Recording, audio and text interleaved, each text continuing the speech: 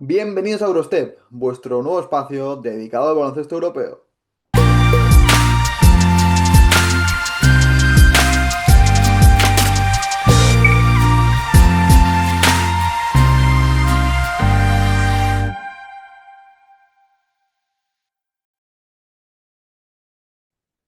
Pues Qué muy bien a fusibilidad. todos, bienvenidos a este canal donde vamos a viajar por la historia del básquet del viejo continente, analizar equipos históricos, descubrir jóvenes talentos y entender las historias que están definiendo el presente del baloncesto europeo. Y conmigo tendré la suerte de tener a Adri Eguizábal. Muy buenas, Adri. ¿Qué tal? Un placer. Cuando se juntan dos fricazos del baloncesto, al final sale esto. Creo que teníamos la ilusión de explicar historias que no se pueden contar. Y de hecho, la primera de todas, la que da origen pues al canal, es una historia que tú me dijiste, esto hay que hablarlo y la verdad es que ha sido muy actual estos días y estos meses, así que bueno, me gustaría que tú introdujeras por qué hemos elegido esto. Pues bueno, al final es una historia que ha pasado muy recientemente, que lo Mm. hemos visto que ha pasado, como tú comentarás luego en el vídeo, con otros equipos, pero bueno, es que ha sido una de las noticias quizás más impactantes de este año del baloncesto europeo y como habré visto ya en pues en la descripción y en la portada del vídeo, Mm. hablamos de la caída del Trapani Shark, ¿no? Un equipo que en el verano del 2014 pues llegaba a la Lega tras ese ascenso 32 años después a la primera división del baloncesto italiano con un objetivo, según su presidente, del que ahora hablaremos y que es pieza fundamental de esto, de no solo salvar la categoría, sino de mirar de frente tanto a Virtus como a Olimpia Milán. Y hablamos de este Trapani Shark, que bueno, como decimos, que a pesar de ser un recién ascendido, ya se hablaba de títulos, que su mercado de fichajes, pues ya era una declaración de intenciones, pero que lo cierto es que 2 años después de eso el proyecto pues está más cerca de esa aparición que de ganar esos títulos. Mm. Como hemos dicho, para entender esta historia hay una figura clave que es la de su presidente, la de Valerio Antonini, un visionario para algunos, imprudente para otros, pero bueno, es el dirigente que quiso alterar el orden establecido del baloncesto italiano y que ahora pues está en el ojo de la tormenta. Adri, que no sé qué te parece esta introducción a la historia.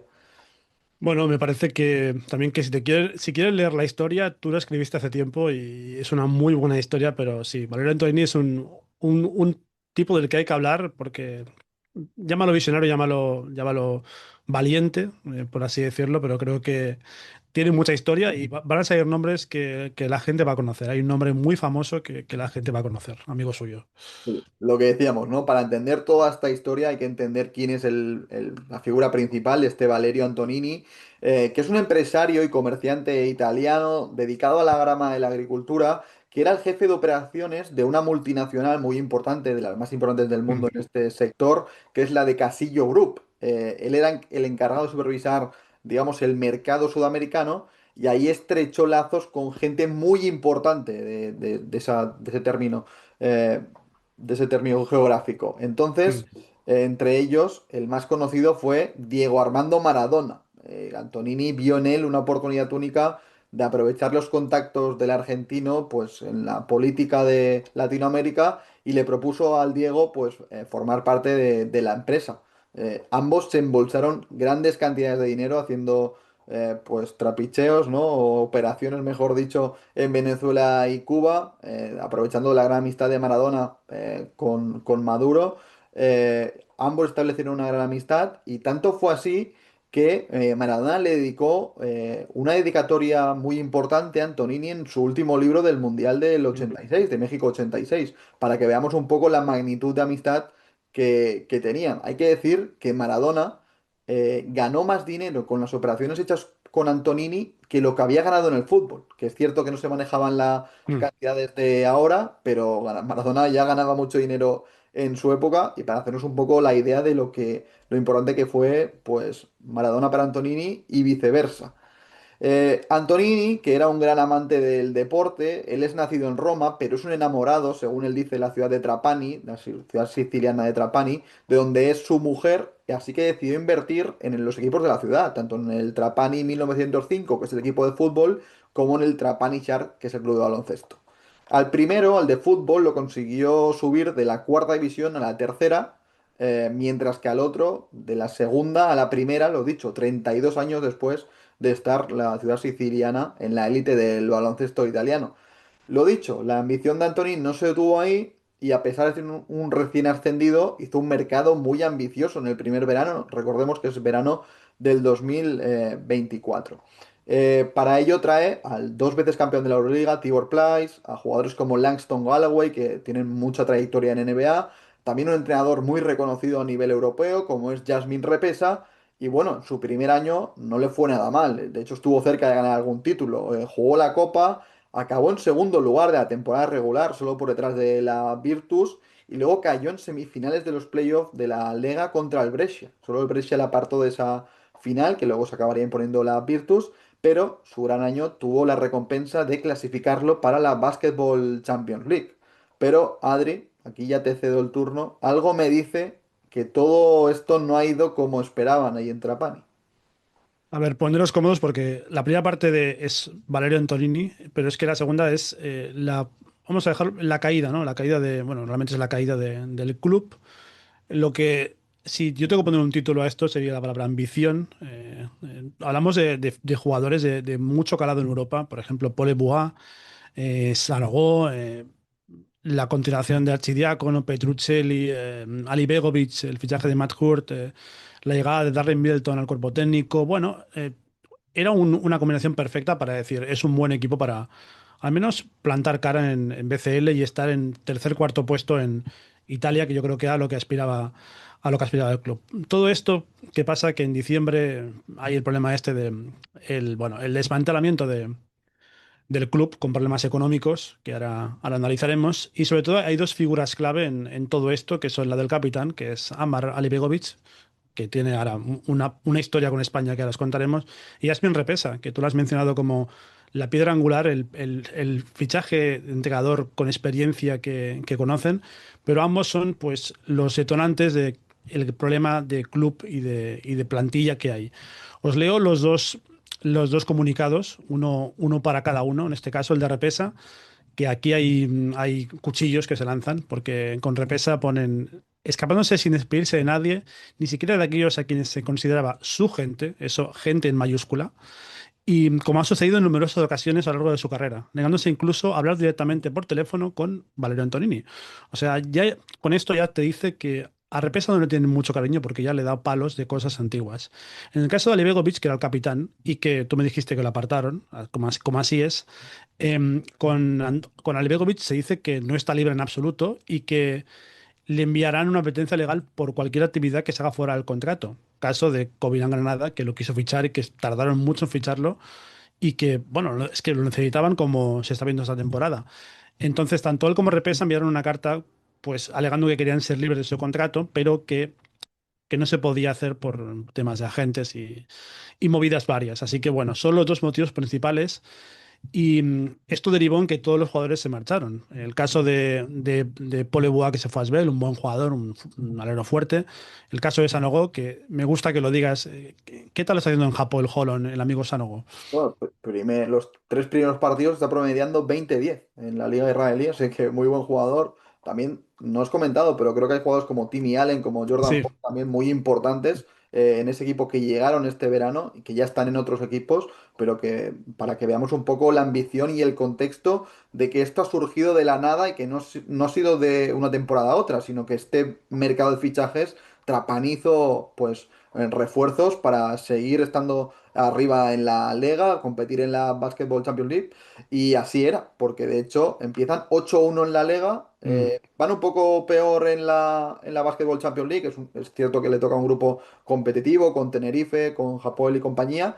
Pero ojo porque claro, esto ha sido de la nada y al final esto sucedió, para que nos hagamos una idea, a mediados de noviembre y los jugadores empiezan a salir ya a principios de diciembre.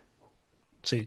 Y por cierto, la llamada al amigo Jedi Notae, este jugador que lleva con ellos desde el ascenso a la Lega, que ahora está sin equipo y que me parece un atador espectacular, pues que el chico sigue sin equipo y este era una pieza muy importante y bueno, si algún equipo de España lo quiere fichar, pues aquí tenéis a dos que lo corroboran como buen jugador.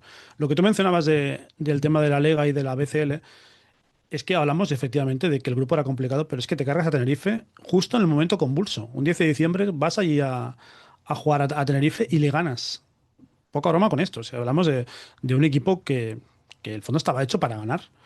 Y la Lega pasó esto, que ibas 8-1 sí, pero luego te ocurre que pierdes puntos, no viajas a Boloña, porque no puedes hacerlo, obviamente, y luego el partido contra diría que Varese, pasa esto de que hay tres jugadores que se van y pues hacen la táctica esta de que un jugador hace cuatro faltas y el partido se acaba. Con partido contra Varese, que fue el último que se jugó. Luego en la BCL ocurre esto de que pasan, hacen el play-in contra Hapoel Holon y se presentan con cinco jugadores, con dos juniors y tres del primer equipo. El partido acaba 39-6 y pasa lo mismo, que cuatro jugadores, o sea, con cuatro jugadores, pues a cinco faltas y pues el partido se acaba.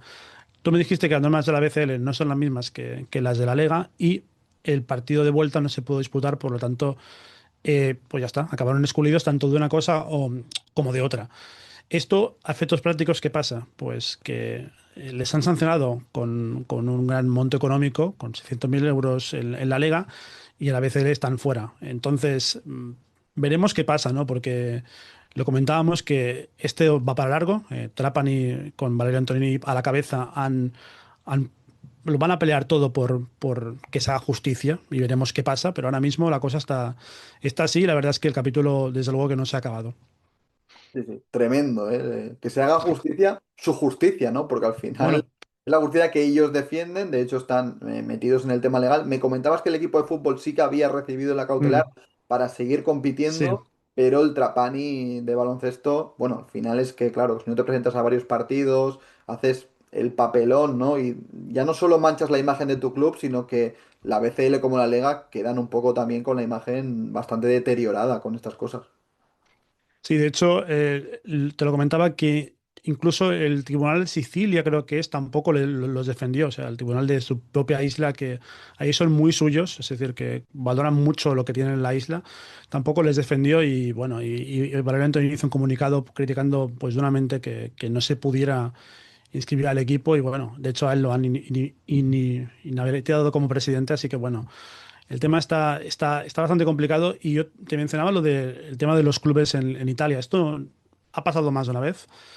Grandes han caído. De hecho, la Benetton Treviso, el Fortitudo.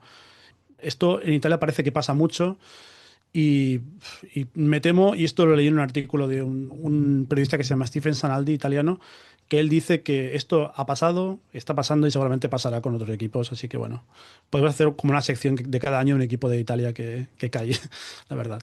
Sí, ha pasado también con equipos importantes, ¿no? Como la Bueno. Automática de Roma o, sin ir más lejos, el Montepaschi de Siena, que era un equipo Oh, no correcto. solo muy dominador en Italia, sino que era un equipo prácticamente abonado a jugar Final Fours de Euroliga. Así que no se escapan los equipos importantes de estas cosas en Italia, que también lo hemos visto esto mucho en el fútbol, ¿no? Como equipos ligados a grandes empresas o grandes empresarios, Mm. pues cuando se va todo a la quiebra, pues cae también el equipo con ellos. Esperemos que no suceda, aunque como tú decías, en Italia es una cosa que se ve pues muy recientemente. Sí, justo, mira, no sé por qué, hoy parece que lo habláramos.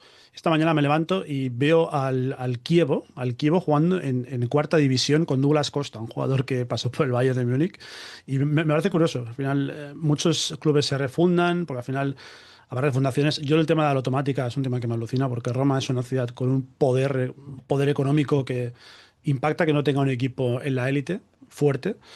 Yo creo que volverán, o sea, creo que en algún punto de la vida, creo que era Doncic, ¿no? Que quiso comprar algo de Roma para hacer un equipo. Creo que la Roma volverá al baloncesto porque, vamos, es una plaza muy potente, pero bueno, de momento estamos así con Olimpia de Milano, ¿no? Y Virtus ahí, pero que en Europa tampoco dan miedo. Son equipos de media tabla, ¿no? O parte baja, así que bueno. De momento las cosas están así en el baloncesto italiano que nos encanta a ti y a mí. Sí, sí. Historión, ¿eh? Historión para empezar, Adri. Historia tremenda, la del Trapani. Quizás no positiva, ¿no? Porque no nos gusta que pasen las cosas, pero es una Mm. historia que entre, pues bueno, la ambición rompedora de un equipo que sube de categoría y que ya en la primera temporada lo hace muy bien, quedando segundo de liga regular, con fichajes muy ambiciosos. y que de repente pues tiene pues estos problemas económicos, fuga total de jugadores, no se presenta a varios partidos y estas son las historias que vamos a contar aquí en Eurostep. Así Mm. que nada, chicos, si os ha gustado este vídeo, pues darle like, suscribiros y seguidnos en todas las redes porque nos ayudáis muchísimo a crecer. Nos vemos en el próximo vídeo y hasta luego.